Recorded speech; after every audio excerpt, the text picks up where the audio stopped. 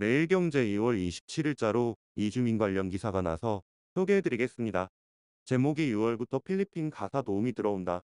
200만 원 월급은 논란입니다.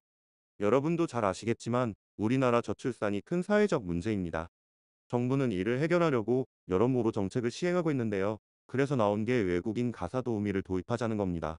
이르면 3개월 뒤부터 서울에서 필리핀 국적 가사 도우미를 고용할 수 있게 된다고 하고요. 하지만 외국인 가사 도우미에게 지급하는 임금 관련 문제가 여전히 해결되지 않고 있어 논란은 이어질 것으로 보인다고 문제를 하나 끄집어냈네요.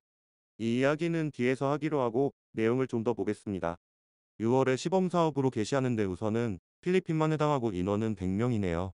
모두 신청할 수 있는 건 아니고 서울에 살아야 하고 20에서 40대 맞벌이 부부 혹은 한부모 가정 그리고 다자녀 가정이 신청할 수 있습니다. 서울시가 1억 5천만 원을 투입해 가사도우미의 숙소와 교통통역비 등을 지원한다고 하니까 임금은 고용인이 내고 나머지 가사도우미의 부대 비용을 서울시가 부담하는 식이네요. 여기까지는 팩트고 그 다음 문제 제기가 나오는데 처우가 우리나라 현재 최저임금 9,860원으로 월 206만 원가량이죠. 이게 너무 많다는 겁니다. 왜 외국인을 고용하는데 임금은 우리나라 최저시급으로 줘야 하느냐라는 여론이 있다는 겁니다.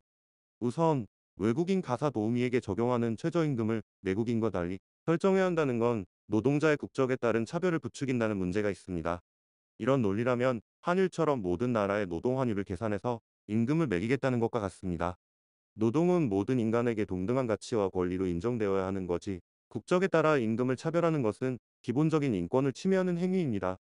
이에 대해 국적에 따른 임금 차별이 아니라 국가 간의 경제적 차이와 생활비의 차이를 반영한 거라고 주장할 수 있습니다.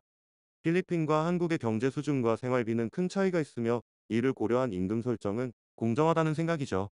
그리고 그 정도면 필리핀 가사 도우미에게도 충분한 돈이고 한국 가정에는 가사 도우미 고용의 부담을 줄여줄 수 있다는 논리를 제시할 수 있습니다. 그러나 우리나라에 이런 문제가 있으니 이런 방법을 사용하려 하는데 다른 나라 노동자의 임금이 문제라는 논리는 책임을 전가하는 것으로밖에 안 보입니다. 마지막으로 대중매체는 문제를 제기할 수 있지만 임금 문제와 같은 심각한 이슈를 제기하는 것은 책임감이 있어야 합니다. 외국인 가사 도우미 제도를 도입하는데 많은 문제가 예상됩니다. 그렇다고 누구의 논란인지도 모를 논란을 이렇게 무책임하게 제기하는 건 좀 부끄러운 일입니다.